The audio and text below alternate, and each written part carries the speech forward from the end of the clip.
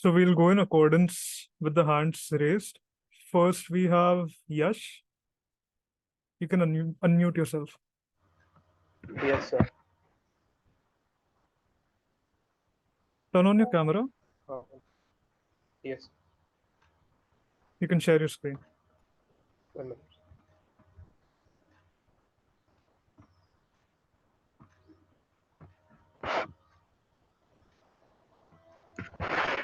Shall I start, sir? Yes, you can. Yeah. Good evening, everyone. Myself, Yash Bhangale. Today, I'm excited to present you my project on building a simple air quality monitor prototype. Pollution is a significant global challenge that impact our health and environment. Monitoring air quality is vital for understanding pollution levels and taking necessary action to improve the air we breathe. In this presentation, I will guide you through the process of creating a basic air quality monitor prototype that can help us to take a step toward a healthier and sustainable future. Before we dive into technical detail, let us take a look at the component we need for our air quality monitor prototype. Arduino board. We have chosen Arduino board as the brain of our device due to its versatility and ease of use. Then we have gas sensor to measure air pollutant like carbon monoxide, nitrogen dioxide, or sulfur dioxide. The choice of gas sensor depends on the specific pollutant you want to measure. And we have temperature and humidity sensor. This sensor will provide us environmental conditions to complement the air quality data. Then we have display. We will use the LCD or LED display, OLED display to show the readings in user-friendly format. Then, as a common, we have power supply to run prototypes. We can battery or power adapter depending on design requirement. Uh, Now let's focus on the gas sensor, which is crucial component of our air quality monitor.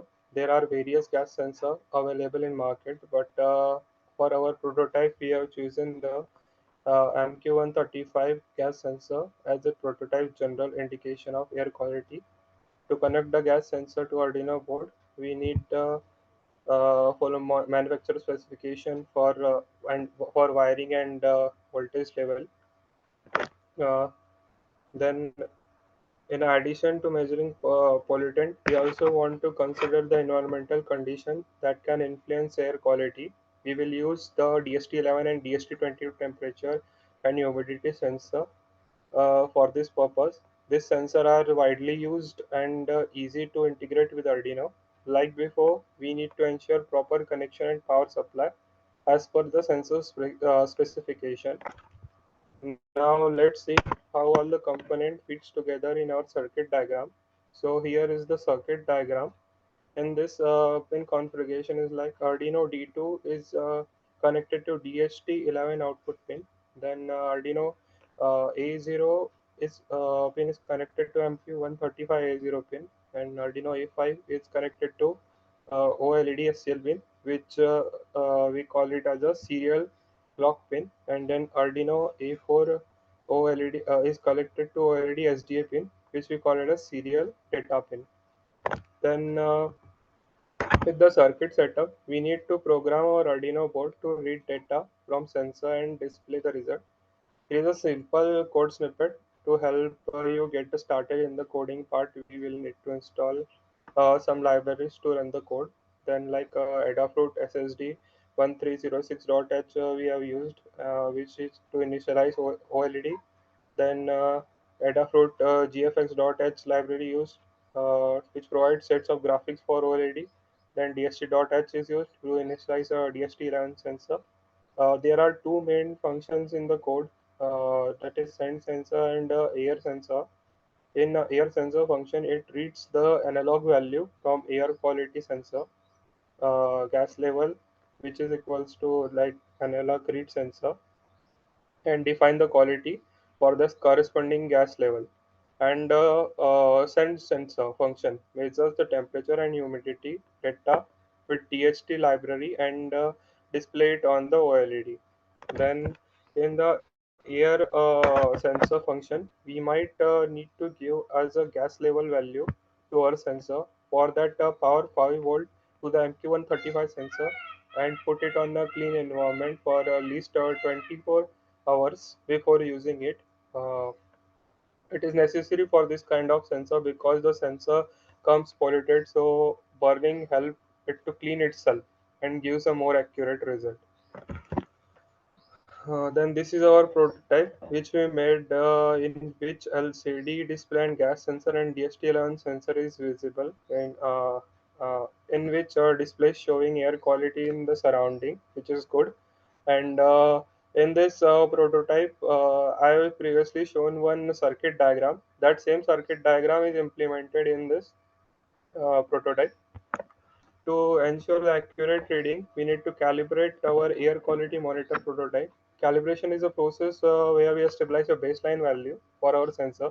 To do this, we place the monitor in a clean environment with the good air quality and record the readings. We then adjust the code to use the baseline values as reference for future readings. And then calibration is essential to account for sensor dips and some variations if there are. Then, once we have calibrated the prototype, uh, it's time to test. Then it is a different environment with varying pollutant level. To validate our result, we can compare our readings with the official air quality data available from those locations. And then, in conclusion, building a simple air quality monitor prototype is a significant step toward understanding and addressing air pollution. Sorry, by leveraging the technology and open source platform like Arduino, we can contribute to environment protection and public health. Now, I would like to open the floor for the questions and clarification you may have.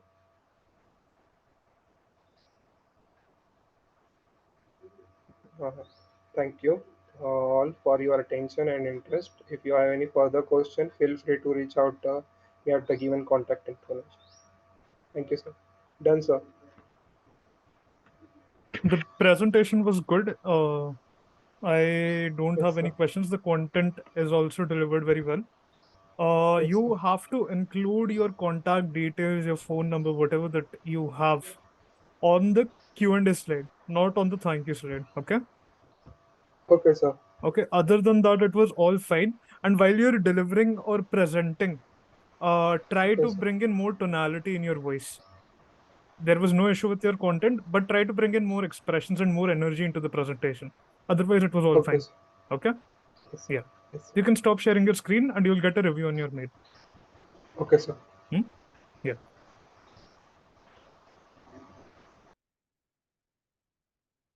Then we have Rishu Sinha.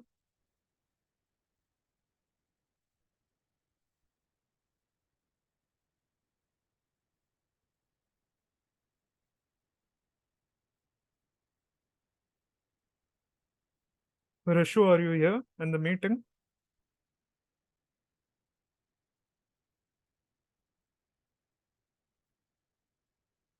Yes, sir. Yeah. I was unable to unmute myself now. Yeah. Yeah. Yes, let me share my screen.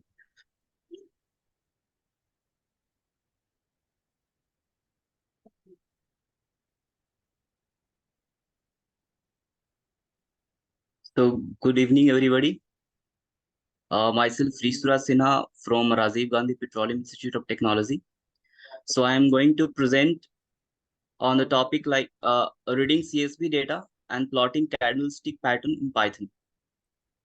So, moving toward the introduction.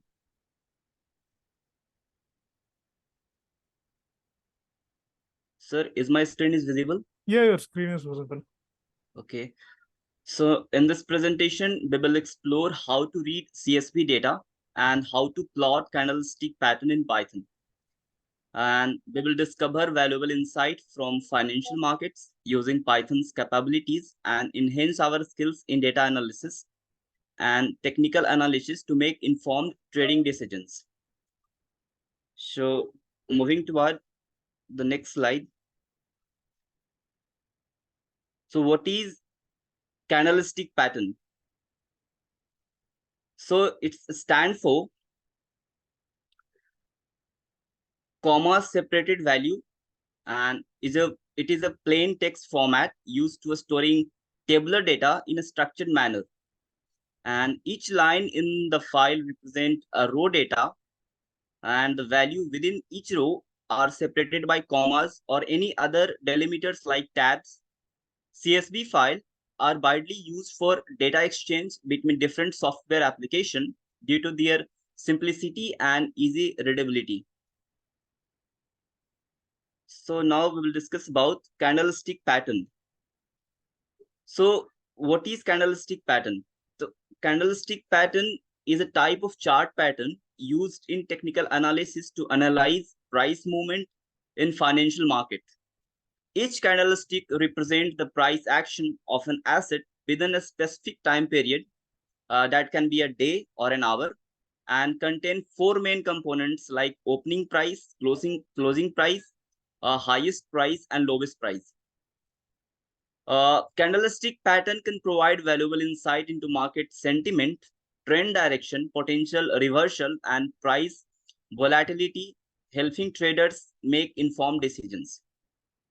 So now we'll see how to plot candlestick pattern in Python using CSV file. So first we need to import libraries, including pandas, matplotlib, and MP Finance. Then we have to read CSV file into a panda data frame, ensuring that the necessary columns like date, open, high and low, and close are available. So prepare the data by converting the data column and date time object and sorting it by chronologically. Then we have to use MP Finance to create candlestick chart, plotting candlestick pattern based on open, high, low, and close value for desired time period. Then purpose of using candlestick pattern. So candlestick pattern helps traders to identify potential entry and exit point in their trades. They provide insight into market sentiment and indicating whether buyer or seller are in control. Candlestick pattern can confirm or refute existing technical analysis indicators, assisting traders in making more accurate prediction about market trends. Then moving toward the next slide. So now we will discuss about the working of code. So I have attached a code snippet, and here we are adding the absolute path, like in which our CSV file is located. And then we are reading the CSV file into pandas data frame. And then we are calling a function that is called plot candlestick function. So now we will see what plot candlestick function is doing. So in this code snippet, so there is a plot candlestick function.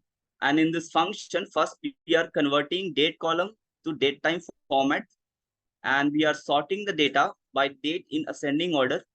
And we are setting date column as the index and plotting a candlestick chart with increased chart size for wider candlesticks. Then we will see what is the output. So this is the output which we are seeing on the screen. So this is the candlestick pattern. And discussing about the output is a candlestick chart displaying the price movement of the asset over the chosen time period. And each candlestick on the chart represent a specific time interval with colors indicating price direction, green for rising and red for falling. So the chart may also include volume bar for to show the trading activity during each time intervals. So what this green is basically indicated, so a green candlestick indicates a bullish price movement.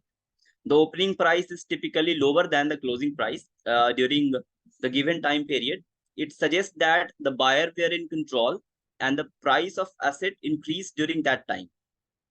This red candlestick indicates a bearish price movement. The opening price is typically higher than the closing price. during the given time period, and it suggests that the seller bear in control and the price of the asset decrease during that time. Now we will see the advantage of using candlestick pattern. So candlestick pattern are visually intuitive, making it easier for traders to interpret price movements. They provide valuable insight into market sentiment and potential trend reversal, helping traders to make timely and informed decisions. And many traders rely on candlestick pattern due to their historical effectiveness, and which can lead to a self-fulfilling and enhancing the potential for successful trades. Moving toward the next slide. So here I have attached the disadvantage of using candlestick pattern. So really solely on candlestick pattern without considering other indicators or fundamental analysis may lead to false signals. And market condition or dynamics can change rapidly, causing candlestick pattern to be less reliable and in certain situation. So interpretation of candlestick pattern can be subjective and individual biased, or emotions may influence trading decisions and potentially leading to loss. So now we will reach the conclusion. So in conclusion, candlestick pattern are a powerful tool in technical analysis, providing valuable insight into price movement and market sentiment. When used in conjunction with other analysis method, they can significantly enhance a trader's decision-making process. And however, traders should remain cautious and consider the limitation and potential inaccuracies of candlestick pattern, which also embarrassing a holistic approach to trading strategies. So now it's all from my side. If anyone have any question, so they can ask. Thank you, sir. Can you show me your presentation from the beginning? Okay. Yes, sir. Okay. Keep going ahead.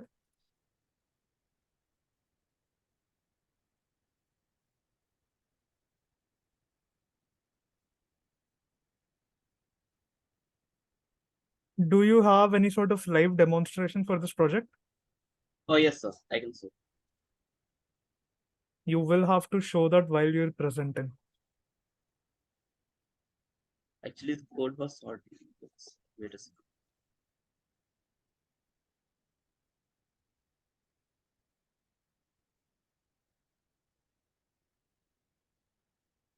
So this is the code. Hmm.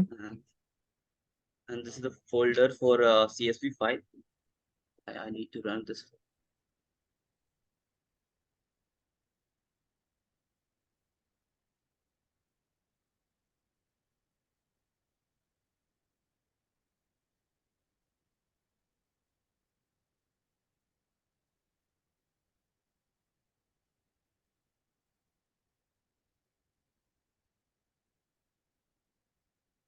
And so, is it visible? I cannot see the output. You have to share your entire screen. Okay, okay.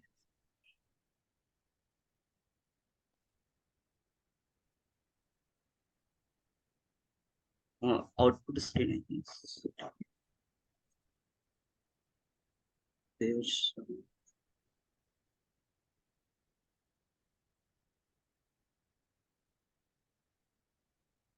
sir, output is visible now. Yeah, it's visible. So, sir, this was the that I've also attached in my presentation. Okay. Can you show me the CSV file? Yes.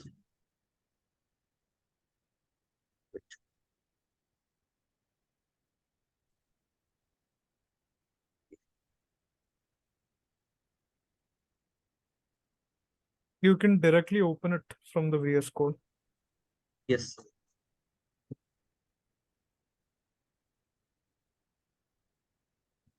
This is the CSV file for. This is the CSV file. I downloaded the SBI data. Okay. Okay. You can go back to the presentation. Yes, sir. Is this your first presentation? No, sir. Okay. So I can't see your presentation, Rishu. Yes.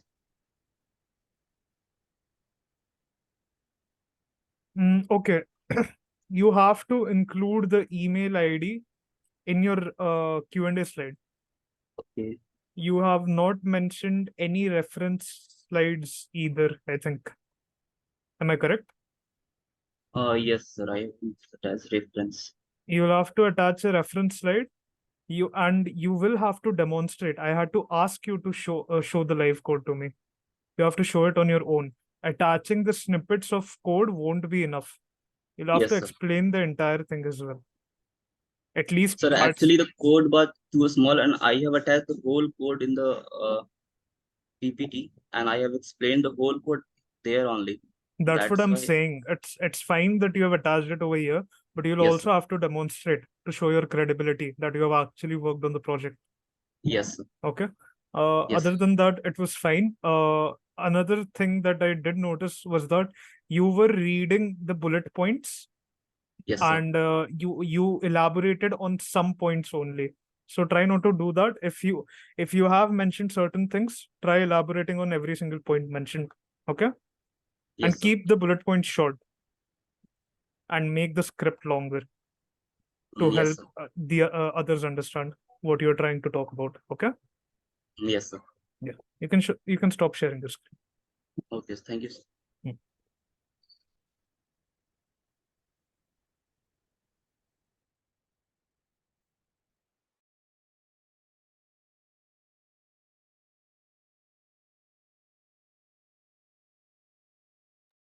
Then we have Nidhi. You can unmute.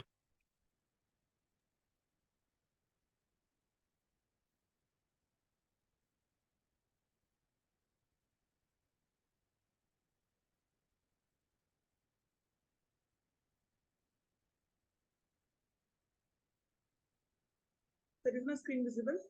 Yeah, it's visible.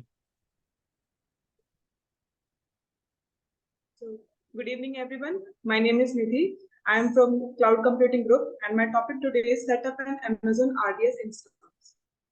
So, let's start. So, this is the agenda of the PPT. First of all, we will discuss about what is database, about Amazon RDS. That is the main topic of this slide. Then, why should we choose RDS? Then, we will explain it through a demo.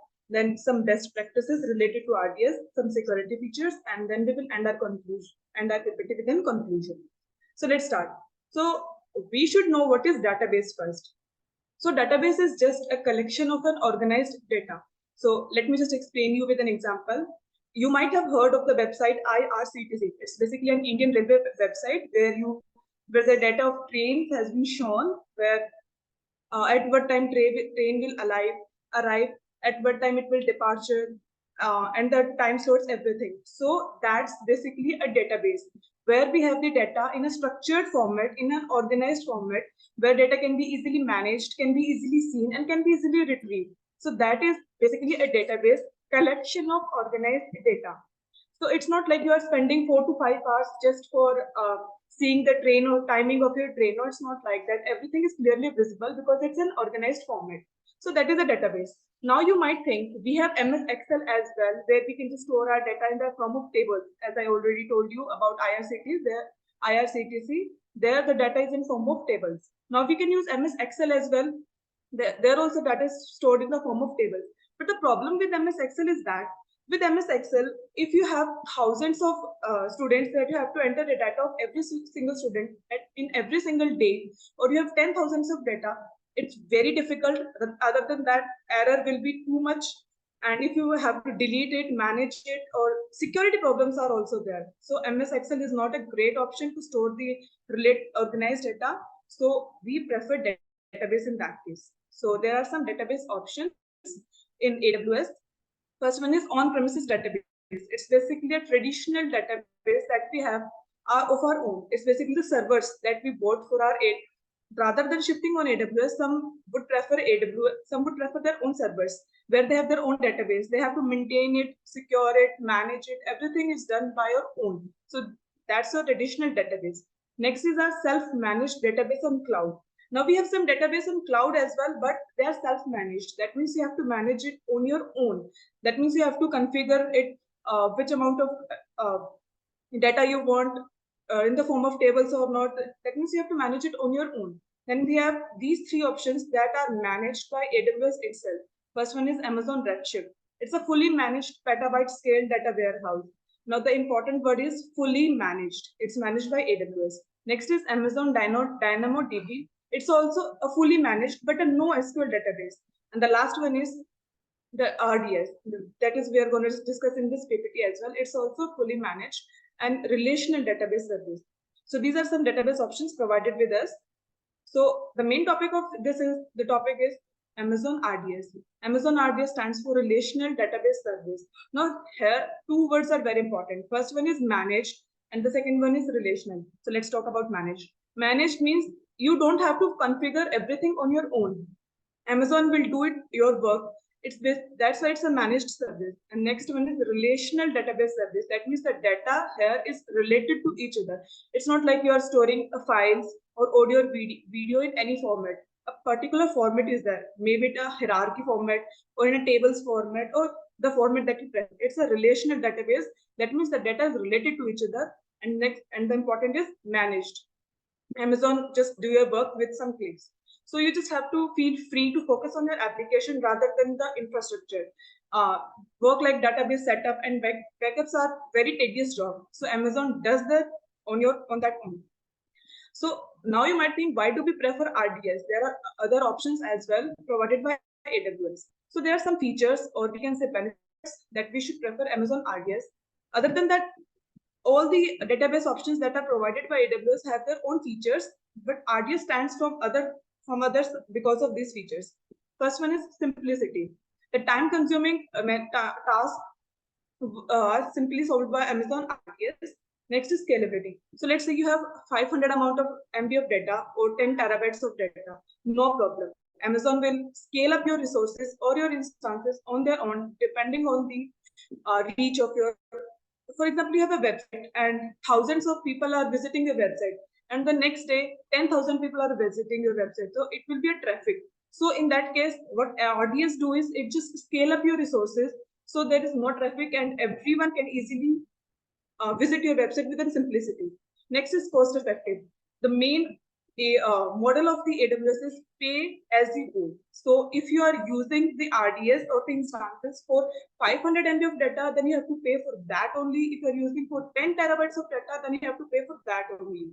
Next is highly available and durable. Let's say you're storing your data today and you're accessing your data after 10 years. Your data will be in same format in the same area where you have stored, no changes. It is highly available. That means if you're storing your data now and next to you are accessing it, within seconds it will be available to you. And the main important feature of it is secure. Now AWS main priority is security. So you have just whole control on your own. You can have IAM users or VPC to make your RDS instances more secure. Now we have some RDS database engines. So what is the RDS database engines? Let's say take an example of WhatsApp. We use WhatsApp for for communication with the friends, family, or anyone. So while using WhatsApp, there is a program or there is a software in WhatsApp with the help of which WhatsApp is working. Similarly, database has also its software known as database engines, through which the database is working. Now you need not to know about WhatsApp's coding, how it's going on, what's the code in that. No, you just have to install it and just start using it. Similarly, you don't need not to know about what's the code written in your database engines. You just have to click and start using it. It's very simple. So there are some engines that are supported by RDS. Some of them are MySQL, PostgreSQL, MariaDB, Oracle, SQL Server, and Amazon Aurora. So we will have a live demonstration now. But before that, there is a picture attached to the right side. It's a sample tables and ticket schema. So let's say, let me help you with an example. If A is equal to B and B is equal to C, now let's say we remove B. then we can access C right now also because of the A. So this is the use of relational database where data is related to each other. In case you lost your data or anything happens to your data, you can still access the other data which is related to the first one. So that's the benefit of using an Amazon RDS.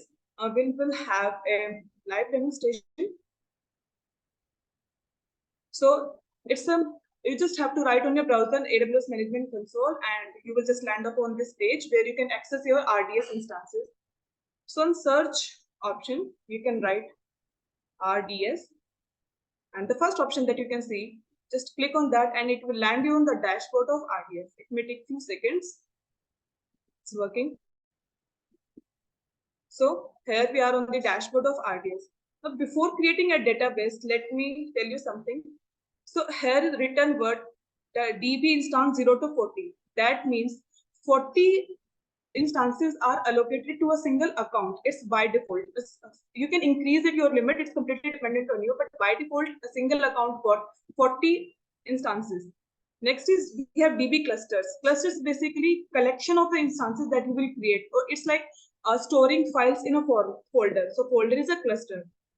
Then we have reserved snapshots. Snapshot is basically, it's like a screenshot that you might take on your WhatsApp.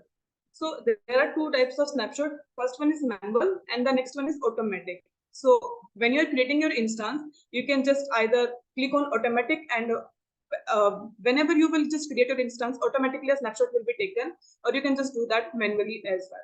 So let's just create a database or a database instance. So there are, first of all, there are two features. First one is standard create and the second one is easy create. We will go with the standard create. So in standard create, all of the configurations are dependent on you. Which type of configurations you want, which type of infrastructure you want, if you want a VPC or not, everything depends on you. But in easy create, you get recommended best practices by AWS. That means your half of the task is done by AWS by recommending the best practice. But if you want to choose on your own, you can just go with standard create. So I'm just going with standard create. So these are some engine options. As I already told you, the engine is just nothing. It's just the software that helps the database to run your data. So I'm going with PostgreSQL. It's completely your choice which engine you want to choose. Then we have engine version. It's by default. So staying with that. Now we are using a free tier. In this, you don't have to pay for the fees. You're using it up to for 12 months. After 12 months, you have to pay for the instances that you will create on your database. So availability and durability. If you can say it's written multi-AZ DB clusters. It's basically with free tier, these clusters are not available because it's free tier, so much of options are not there. But if you are using production or dev test, these options will be available. It's basically if you are having your database in Sydney region, for example, my region is Sydney, as you can see here, Sydney region. But if you want to create your database in other region also, then you can have multiple availability regions. But in here, we don't get that. So we're staying with that. So database, I'm just writing my name of the database that I want to have.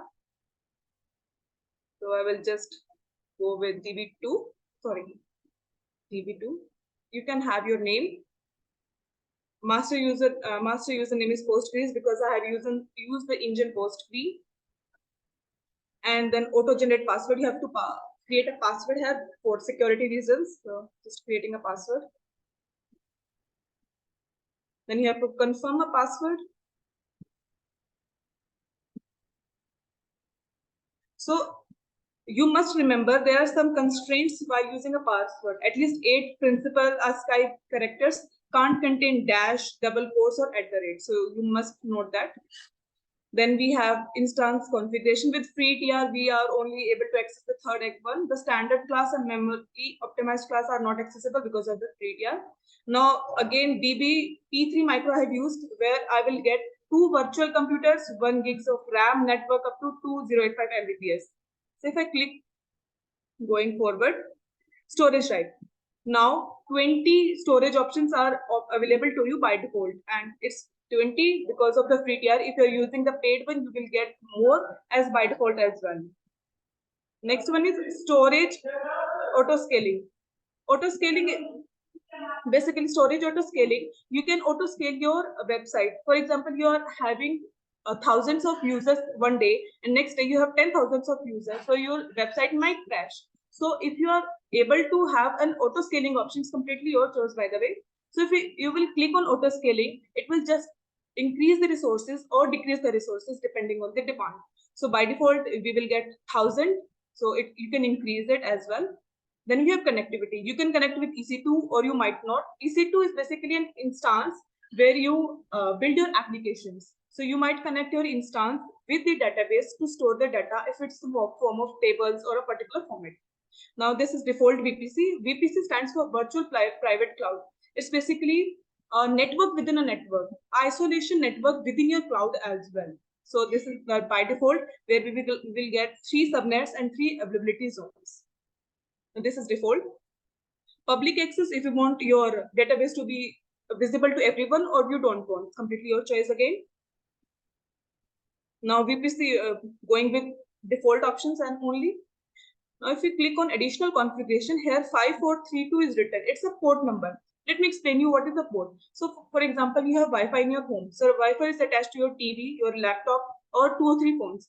Now if you want your data to reach only to TV and no other devices, so you will define a port number.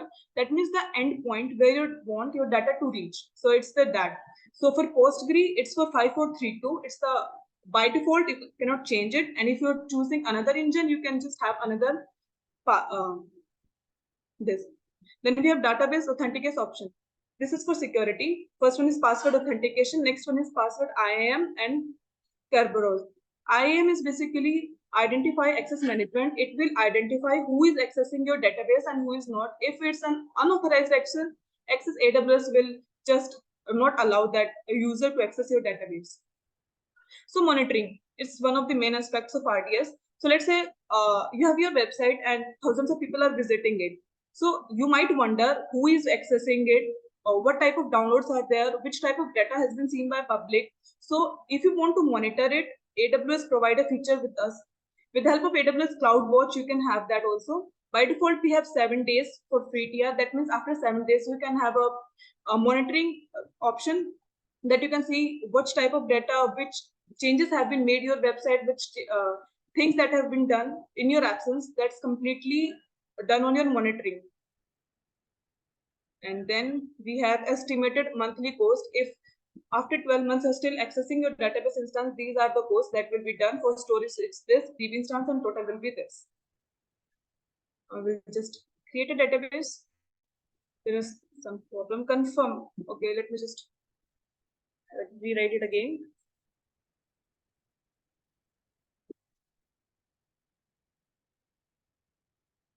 You must be careful with the options. It's showing error again. Let me just write it this one again.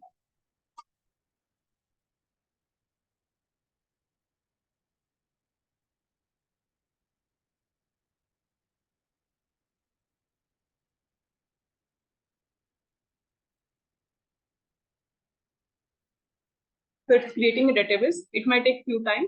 So it will be created. So it's creating. So that's how you create your database, and it may take few time because of the connectivity. So let's go with the presentation back.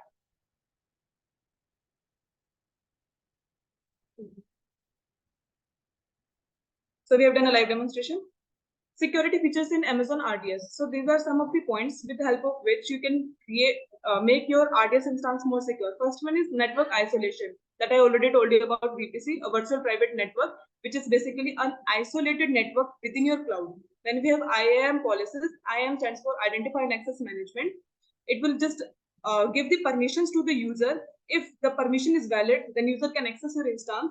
If it's not valid, it will not be able to. Then you can just encrypt your data, whether it is REST or in transit form. That means in transition form. If you are like connecting your EC2 instance with database, then you're transmitting your data into database. So if it is in REST form, it is transit form, doesn't matter. If your data is encrypted, your data will be more secure. Next is snapshot. This is basically the screenshots. You can automate it for more security reasons. If your data is lost, you can access it then also. Then we have some best practices for Amazon RDS. Monitoring. Using Amazon CloudWatch, you can just monitor what's happening with your website, who is accessing it, what amount of time it is accessed, how many downloads are there. So you can just access it, and Amazon provide you with the best reports with Amazon CloudWatch. It's also one of the features of Amazon. With the help of monitoring, you can enhance your performance. Next is performance tuning. If you're regularly viewing it, then you can just increase your performance. Then backups, having a backup is very important. If data is lost, if your data center is being destroyed, still you can have your data in multiple availability regions. Next is multi-AZ, stands for availability zone deployments. So it makes your data more durable and available. Similarly, as I already told you, if your data is lost or if because of any natural calamity, the data center is not available, then if your data is being replicated to another availability zone, then your data will be available to you no matter what. And these are some references that I've used in my PPT. You can access from them. Then we have conclusion. So Amazon RDS is a highly available managed relational database service. It's a managed done by AWS and relational because the data is related. Now every database provided by AWS has its own feature. RDS stands in the form of, because in normal database you have to just write long queries to access your data or to have any performance or any changes in that. But with the RDS you don't have to write your long queries in that. Other than that, it's very convenient, cost-effective, and cloud-based solution. So it doesn't matter if it's a company small or a large.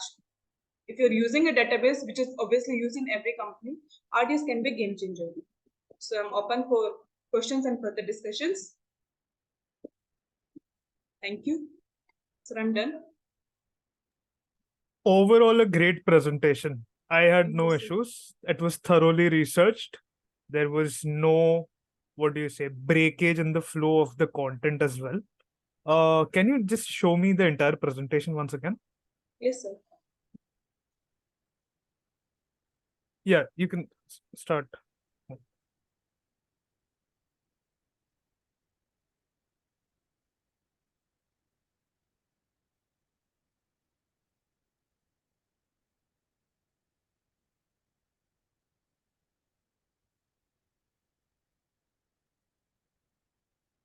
Okay, no problem at all. Great presentation, thoroughly researched. I'm hoping you keep up with this pace in your future projects as well. Sure, sir. Yeah, thank you. Yes, sir. Thank I'll you. send you a review Okay, sir. on your mail. Okay. Yeah, Okay, sir. Thank you. thank you.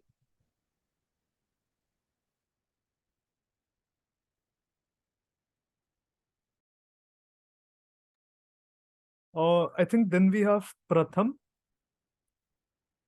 You can unmute. Yes, sir. Can I share my screen, sir? Yeah, you can share your screen.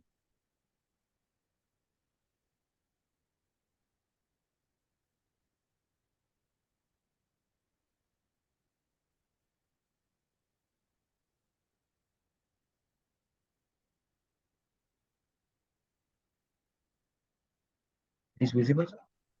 Yeah, it's visible. So, good evening, sir. My name is PRATHAMESH AKHAND. I'm from Full Stack Development team. So the task allotted to me was to develop a doctor search website.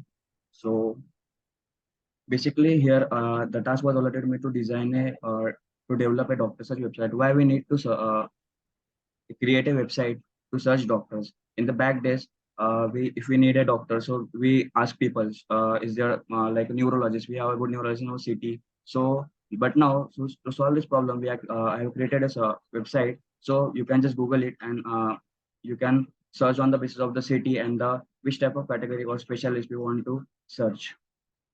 So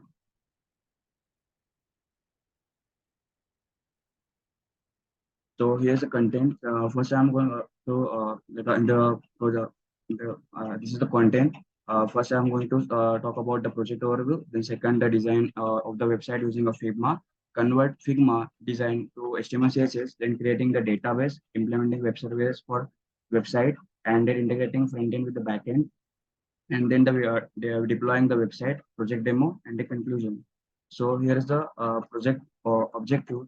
So first of all, here is a Figma comes in the picture. So here I understand the use of the Figma or you can use Adobe XD for creating the user interface design for our web application or web app. Then second thing is the designing of the HTML page according to the Figma design, or and use the CSS for styling purposes. Then we need a database to store the data of the doctor. So I used a JSON. Then developing a backend web applications to handle the doctor search for the different parameters like a category and the city. Then here we need to integrate the HTML and the CSS file with the backend to enable the dynamic doctor search functionality. Then final step is to deploy the website on the web server, like on Netlify, or you can use any other websites. So here the designing of the website using the Figma. So I've used the Figma to help to create an UX design, uh, which is the user friendly to create a user friendly design, ensuring that it's user friendly and visually appealing. So I use UpLab. So UpLab is a website in which there are various types of templates are available for the web designs, and Figma helped me to design a prototype for our doctor search websites. So in the left hand side there is a Figma image of the Figma that I use to create my website. Then the next step is to convert the design of the that we have finalized, like a prototype of that Figma, and create it into the page. Like for that we need HTML and CSS. HTML for creating that, and CSS for the styling purposes. So creating the design HTML page for using for Figma. So here we need in the HTML we includes like a layout, text, and images, or any other data or elements that we want to include in our page. Saying here I have converted data manually. You can use Locofy. So don't need to write the code by yourself. It will convert code for you. So here the main two attributes are comes into picture, like a CSS flag box and grid layouts to structure and the position of the elements. These are the main properties which helps to in used to create that layout for our the website. So here's a snippet of the HTML CSS file which I wrote by myself or manually. So now the creating a database comes into picture. So why we need to create a database? So we need to store the data we want to show to our the users. So we need to store that somewhere. So I use this JSON JavaScript object notation to store my data. Here you can use the MongoDB, MySQL, or any other web service like a databases to store the data. So here is a snippet of the data JSON. So here I have created an array in which I have created object of a particular doctor. So in the object which have his names, image, specialist in which he is specialized, and the city where he is like serving, and his email ID, so that we can contact him on the basis of that. So here the implementation of a web services comes into the picture. So we need to implement our web service we need to here we need to get our data from backend and show it on the website. So developing a web services or APIs to handle our doctor search based on the different parameters. So the web services should interact with the database to fetch the data and return the relevant information that our user want. So in the left side snippet, so here I have created a search container in which the from the document it will get in the search container, and and the second is the search button. So if we hit a search button, so it will run the code. So so from 4 to 6, like when we load our website, so it will make our display like a search container display none, because there is no data. When we click on the search button, so first it will run a function for clear card. So if there is any like a doctors are if we are searched previously, so it will delete that data and create another data that we are searching now. So here second is the category and city. So we are getting the category and cities from the user that we are getting. Now the previously on load condition we have displayed it none, so we need to create it on the grid so that it can be visible. Then I'm calling the fetch doctor function, and here I'm passing the parameters like a category and the city, because we are searching on the basis of the category and the city. So here I'm using a async function in the fetch doctor. First it will fetch the JSON data, like I have written in a fetch JSON.doc. Second, in the result, it was response.json. Here we are converting the that JSON file that here it is the promise is written. So we need to convert that JSON into the object.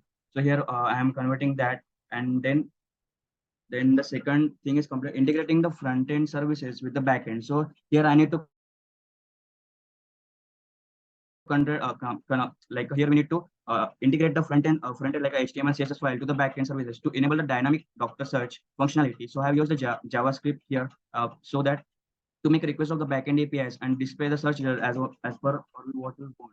So the function doc card here we are getting that the array that we are getting on the base on like a previous slide I have shown that, and the like a data, then the category and the city from the from the like a HTML page that we are getting. So here I am creating another array. So here I am using a filter function so that we can filter, like if you are here I have handled the two cases. If the user just want to search on the basis of the city, so it can search on the basis of the city. It will not show it will not search on the basis of the category which we have. And second is the city. And if we have both the things, so it will directly return both the it will search on the basis of that, like a category and a city. So next into the computer like deployment of website on the web server. So why we need to deploy a project? If any user want to access the that website, so we need to upload it on the website so the user can access it. So here I use the Netlify. So in the netlify.com, I have uploaded my website of like a JavaScript CSS file and a JSON format too. So it will upload that file on the server and it will run the website. Second is the project.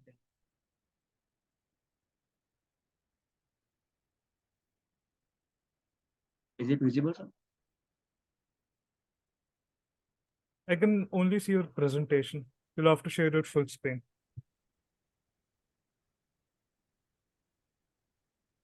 In now. Yeah, visible. So this was my website. So here is the website. So here I use the functionalities like if we like hover on the home screen, search on features or about, so it will scale from one like a scale 1.15. And if we click on the home, so it will just show the home page. And second, like a search, if you want to just directly go on the search section, so I can click on the search, so it will go on the search section. And same for the other like about and the content and the features. So here's my website. So in the category, if I want to search a neurologist, so on the click I get the neurologist available here. So here I have just like a search on the basis of the neurologist, like a category. But I just want from the Nagpur city. So I will type here Nagpur.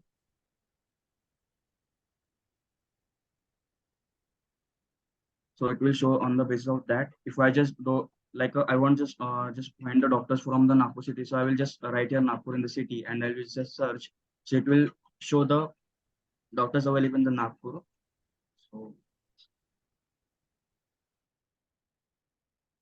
So here the conclusion. In the conclusion, this task provided me to provided a comprehensive learning experience on utilizing my skills on web application design, implementing the design using HTML, CSS, creating a doctor's database, and developing a web services for doctor search functionality, integrating the web services with the front end allowed for a seamless user experience, and deploying the project on the web server using netlify.com enables easy access and sharing the functionality doctor web services doctor search website. So here I have used the references like a W3 school for the HTML and CSS, and developer.mozilla.org for the JavaScript. And here the playlist that which are given in the task. So I use that to just go through it and how the application is designed or web app is designed according to that. So thank you. If you have any queries, you can contact me on this. Yes. Now, if you want to ask me, you can ask me.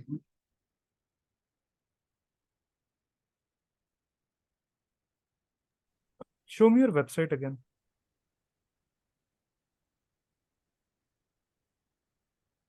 Have you just implemented the category and the city part, or do other features of your website work? Like which? home search features about Yeah, contact. If we do click on it, do they work? yeah. Uh, Okay. let us search. So it will show the search section about us. So here is the about us section, like a Mhm. bottommost, and for home it will just home, Okay. and on hovering it will the scale from 1.15. Same with the cards which we are like I have searched a Mhm. doctor, so it will just scaling. Okay. Can you show me the code? Yeah. And have you used any database? So I will just a JSON. I think for the doctor search website, you were also asked to create a database, right? Yeah, yeah, You haven't done that. yeah, sir. Like I Why? tried, but I faced the problem like fetching the that APIs. It is show giving me error because my like my SQL server is not working properly. What issue were you facing? Like it is not fetching because I have missed the my password, so it is not accessing properly. Like if So, okay, go on. so which file? This is my HTML. Also, tell me about your issue. What was the issue? Which one? About SQL. Why didn't you implement it? Like sir, I forgot my password. And before that, I was using it like on a regular basis. So I have done something I have removed it the entire entire thing. So that was not working. So you weren't facing any sort of technical issue. Yeah, sir. You weren't facing any technical issue, you just had issue with your password. Yeah, sir. For that, you could have used, I think, some sort of another account, right? Yeah, yeah, So you should have done that, or you could have reached out to the technical support. yeah. I'll make sure I have done that. Okay. The work that you have done, there is no issue with that, but this is incomplete. So I will have to cut your marks for that. Okay. You can go to your presentation. Okay. So I need to present it again or No, you don't have to present it again. Okay. I think you have merged the conclusion and the references slide together. The conclusion slide has to be kept separately, and the references slide has to be kept separately. And can you go forward? You have mentioned the Q&A slide over here. The Q&A yeah. slide should come before the thank you slide, and you have to include your contact details in the Q&A slide. Okay? Yes, sir. Can you show your entire presentation from the start? Yeah.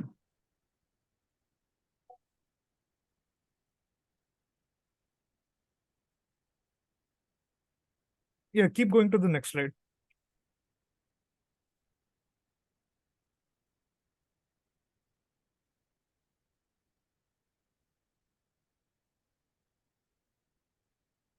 Okay. I think you just read out the conclusion that was over there on the slide. Just Yeah. mention the bullet points or the inferences that you have gained from the project that you have done, okay? And you can Yes, then sir. elaborate on those bullet points. I've Okay, pretty okay. much told this to every intern that has been showing up. Okay. And are you sure you had no issues before using SQL, or do you don't have, or do you just not have any knowledge about SQL? No, I also know. I know the my SQL server because I'm using for the previous for I have done the projects on the on the SQL, so I used it, so I know how to use it. But I there's something issue with my, so I will make sure I will use my SQL server from next time onwards. Like I have to try to retrieve my password. Okay, fair enough. If you do face any sort of issues like this, you should tell the tech support. Okay, sir. Yeah. Or we which database I can use if my SQL server is not working, so another website like a MongoDB, I can use that or no? You can use that as well. Okay. But I will ask the team about this so that, Okay. The entire idea about giving every intern a project is to just expose them to different sort of technologies. So if for this particular project a particular database was asked to be used, you have to use that only. But Okay. I will ask about MongoDB as well.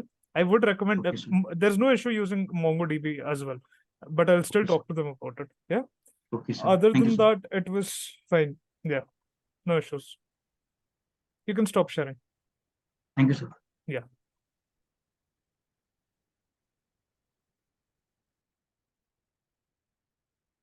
Then we have Khateja Sayed.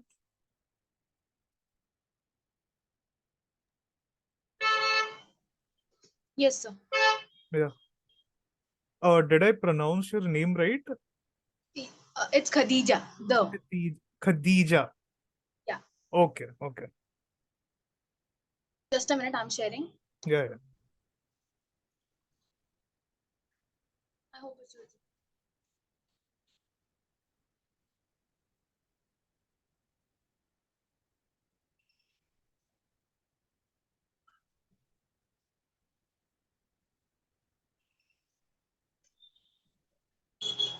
Okay.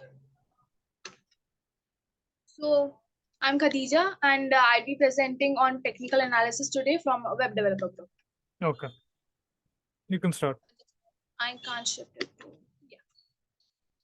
So before getting started with the actual presentation and actual concept, let's have a quick drive to the past. In the ancient Indian times, there were wise Rishi Munis roamed with the land with a distinctive style. They adorned themselves with a bun atop their heads and sported flowing long beards. Fast forward to today, and you will notice something interesting. Yes, in the bustling streets of a modern world, the man bun and the long beard are making a spirited comeback. It's almost as if history is weaving its threads again, connecting the past to the present. Now, let's shift our gaze from fashion to finance. Just as history is repeating itself and in styles and trends, a simpler principle applies to the financial markets. This fascinating concept is known as technical analysis. So, technical analysis is very similar to studying a map of a city you are about to explore. Just as those Rishi Munis of old times left behind clues of their wisdom in their distinct appearance, the stock market leaves behind clues in the price movements. These price movements, captured on charts, hold the secrets of past trends and patterns. It's just like recognizing landmarks on a map of a city. Imagine if a particular street corner always saw a rush hour traffic jam in the past. You might anticipate a similar situation in the future, right? So, in the same way, technical analysis study these price patterns to predict the potential future movements. They identify trends, pinpoint support and resistance levels, and use various indicators, much like disappearing landmarks and paths on a map. This skillful analysis helps traders and investors navigate the complex world of finance with greater clarity and confidence. So, whether it is the return of the man bun or the familiar ebb and flow of stock prices, history's echoes can guide our choices. Just as those ancient Rishi Munis left their mark on the present, so does history's reputation influence the unfolding tapestry of the stock market. A short overview for today's presentation. First, we'll have a short intro about stock market, what it is. So before getting to know what technical analysis is, we need to know in what field it is using. So what is the source, where it is coming from. Next, we'll have the project introduction, that is intro to technical analysis. Further, we'll have a look on why to use technical analysis, why most of the traders in today's world are opting for technical analysis. Further are the fundamental concepts that include trends, the support and resistance, and some candlestick chart patterns. Next, I'll discuss the importance of technical analysis in terms of risk management. Further, I'll conclude the presentation with a Q&A session. So talking about stock market. So this is a place where you can buy and sell pieces of company in simple terms. So like let's consider that you are a part owner of a lemonade stand with your friends. Sometimes you might want to sell your share to someone else who wants to become a co-owner. Or you might want to buy more shares if you think the lemonade stand will do well. In the stock market, instead of lemonade stands, there are big companies like Apple, Google, or Coca-Cola. When you buy a share of a company stock, you are actually buying a tiny piece of that company. And just like with the lemonade stand, you can sell your shares to other people if you want. The prices of these shares can go up or down based on how well the companies are doing and what people think they'll do in the future. So the stock market is a place where people trade these shares trying to make money by buying when prices are low and selling when prices are high. These people who want to sell and buy these shares are known as traders. So basically there are three types of traders. First one is an intraday trader. These traders trade within the day and they are also known as day traders. Mostly they are individuals who buy and sell stocks within the same trading day. The main aim, the objective is to capitalize on short-term price movements and often make multiple trades throughout the day. The other one is a short-term trader. They hold positions for a slightly longer period of time. That can be few days to few weeks. And they analyze both technical and fundamental factors to make trading decisions. Other one is a long-term trader, also known as investors. They have a broader perspective and they buy stocks with the intention of holding them for an extended period, typically several months to years. Further defining technical analysis, so we can say that it is a method used to study and predict prices and market trends. So instead of focusing on a company's financials, whether it has many crores or it is doing well, the technical analysis looks at charts and patterns to understand how the stock's price has behaved in the past.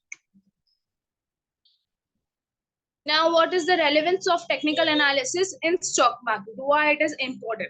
Firstly, it helps in identifying trends. So whether they are going up or down, it is useful. Support and resistance levels. So these levels can help determine potential entry and exit points. Further, it helps to determine the chart patterns. So chart patterns, it studies the chart patterns and provides clues about the continuation in the stock price. Fourth one is the indicator. So these indicators are basically tools. They offer insight into stock momentum, whether it is overbought. Overbought means it is overly famous, or oversold conditions. Moving on to stock market trends. So what are trends? This is the most important concept in fundamental technical analysis, and explaining trends in beginner language can be easily direction.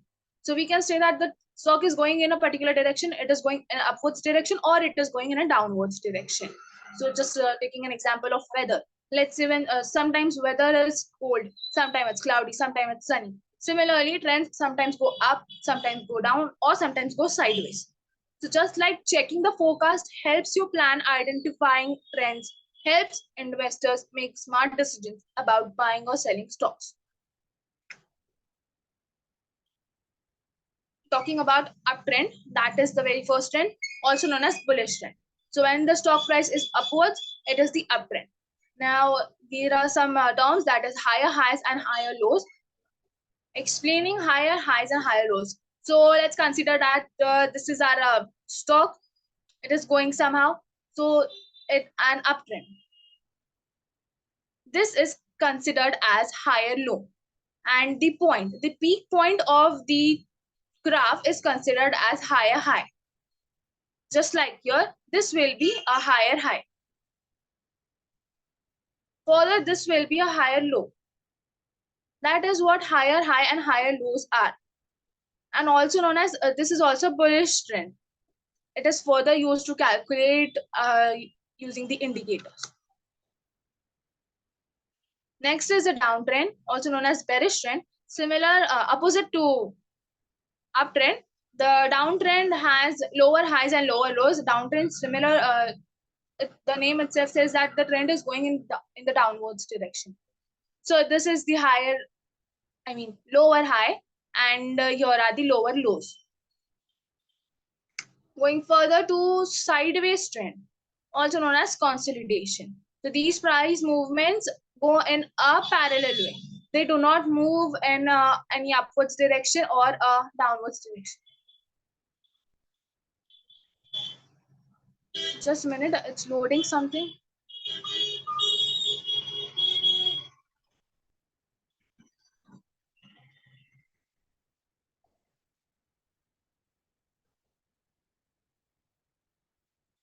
Oh God. PowerPoint is not responding. I need some time, sir. Okay.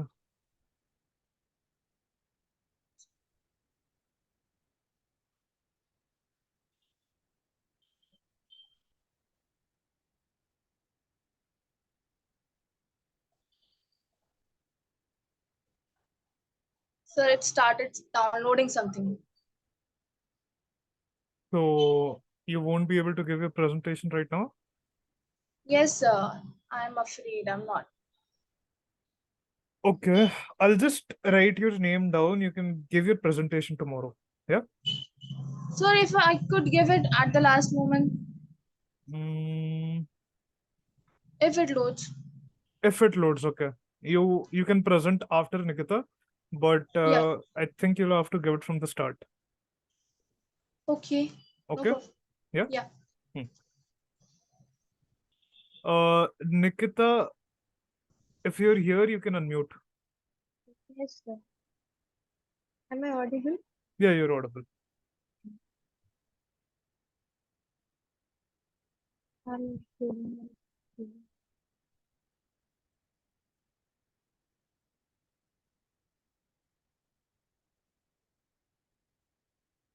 Is my screen visible?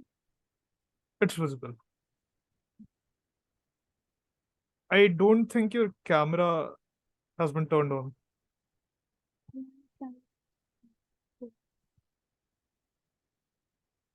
I can see the presentation, but your camera isn't on, I think.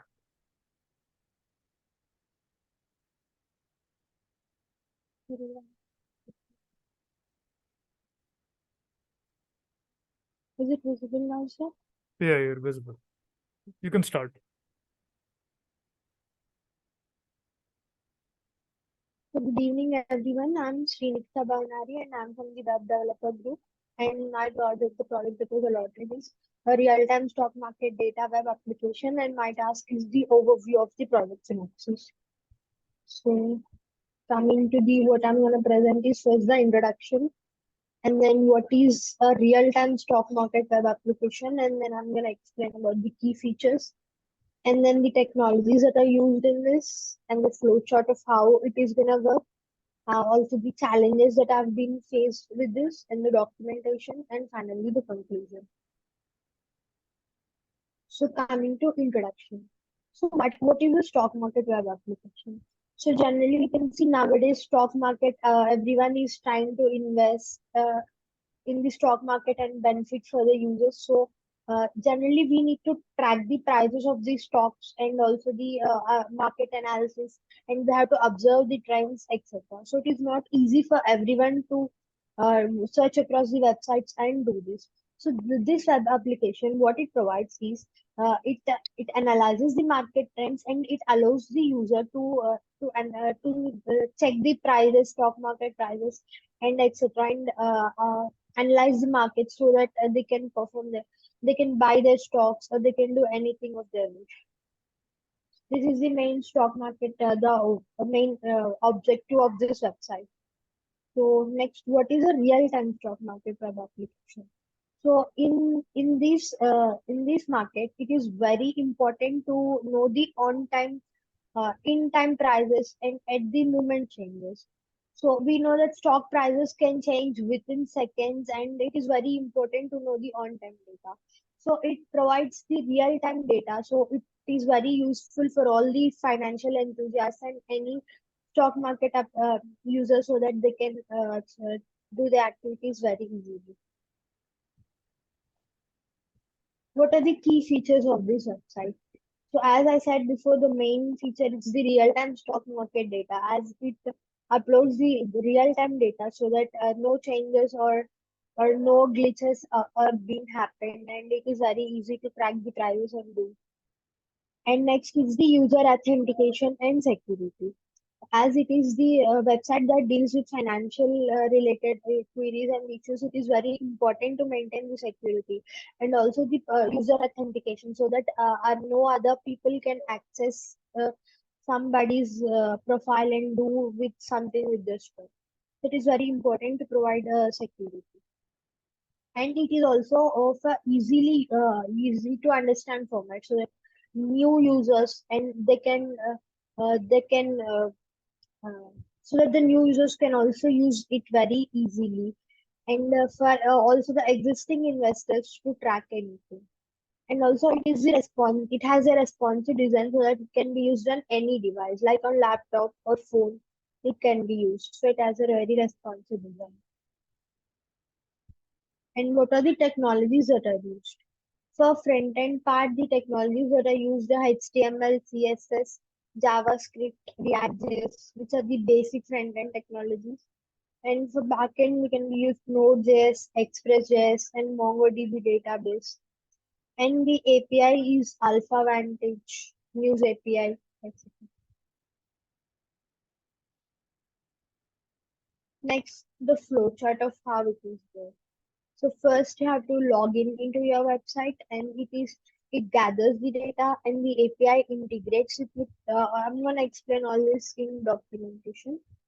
And the API is gonna integrate it and then the data is processed and visualized and the final outcome is displayed on the screen for the user. This is the basic flowchart of working. Next, what are the challenges that are going to be faced?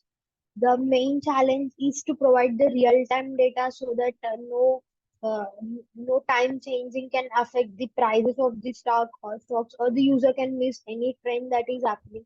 So it is very important to maintain the real-time data. So it is also very difficult to gather the data in a real time and project it. So it is one of the main challenge. And the another challenge is the security feature. So as it is very important to maintain the security, as I told earlier, so it is a main challenge that is faced for this. Coming to the documentation.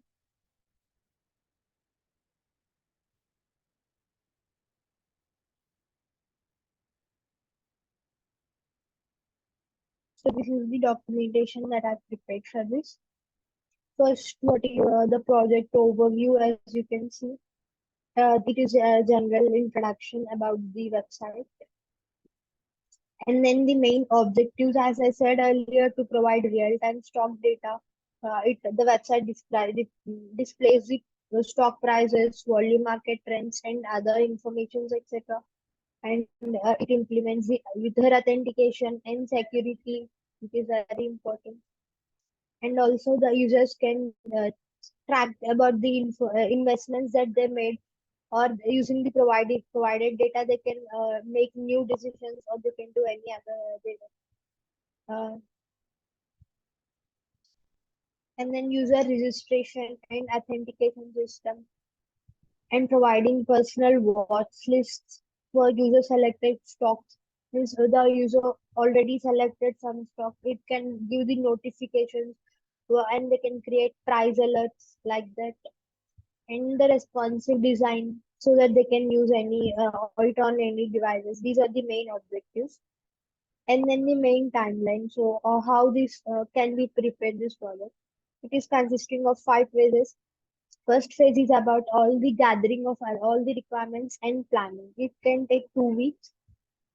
And phase 2 for the front end. After gathering the required data, we need for the front end development and the API integration. This is gonna take 4 weeks. And the phase 3 is a backend development and the database integration. It can take almost 4 weeks. And after providing all this, it is very important to test it and fix any bugs or any issues that can be faced by the user and also correct them. So it can almost take 2 weeks. And then the final documentation and the deployment. It is the final step. And then what are the resources required for this?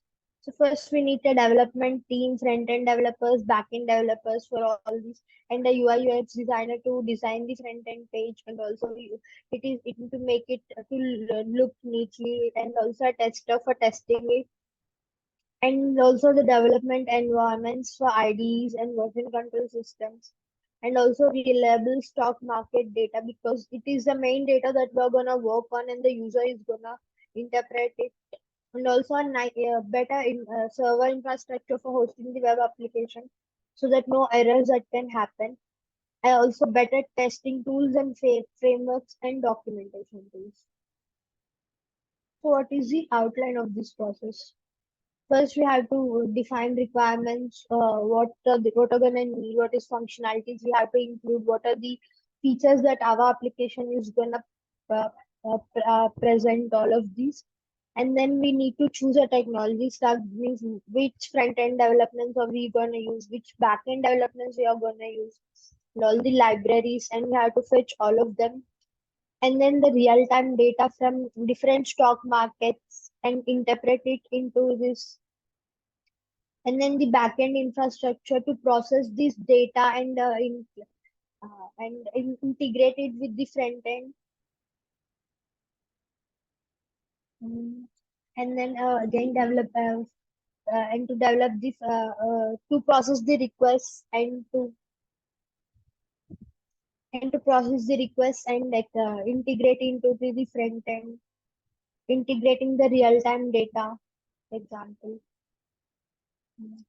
And also we can also add any additional features such as watch list or SMS alerts or any other customizable settings, etc. And finally, after all this, we need to test and debug it so that there are not any issues have been faced. And then we have to deploy the website and see how it works. So the working is, the first user is gonna open the website and he's gonna click, or for example he needs to see a stock price, or he need to uh, buy some stock, so he interacts with the front end website and he does some process like clicking a specific symbol or viewing a chart or viewing an image, etc. So the request is then sent to through HTTP to the backend APIs. This is gonna happen, and then the API, appropriate API, it routes this function, and so after that the data retrieval is going to happen. It's going to track back the data from the stock market and interpret it. It is going to process the data. It transforms all the requests it needs to perform, and the business logic can be applied, general analytics, etc. And the response is generated, or for what request the user makes, the response is generated, and this response is sent back to the front end so that it can be displayed on the uh, front end website, and the user gets the request that he processed. So this is the documentation.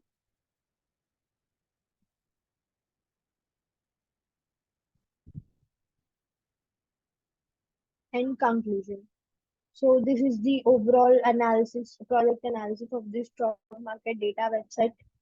It provides so the user can happily interpret with this website and they use it for any stock market analysis that he requires. So thank you.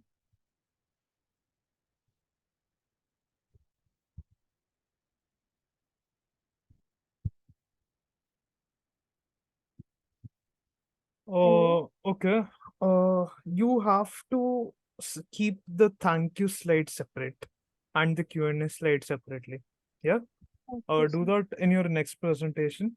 There were no issues with the flow. The documentation was also fine. Can you show your presentation from the start?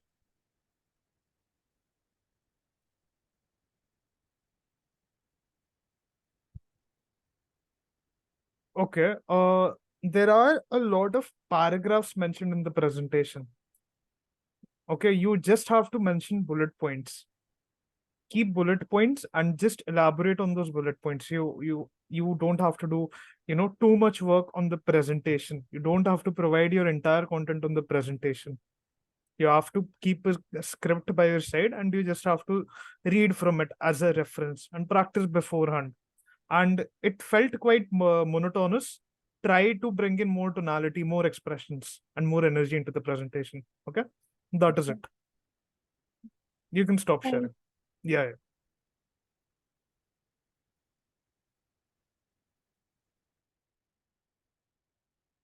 Khadija, we'll have to take your presentation on Tuesday, right? My bad. It's Saturday tomorrow, so we won't have any presentations tomorrow and on Monday as well. We'll take your presentation on Tuesday. Hari, do you have a presentation to give today?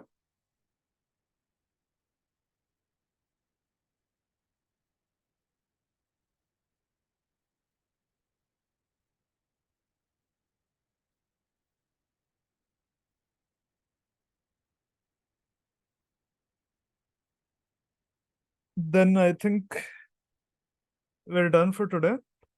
I'll just end the meeting. Thank you everyone for joining in.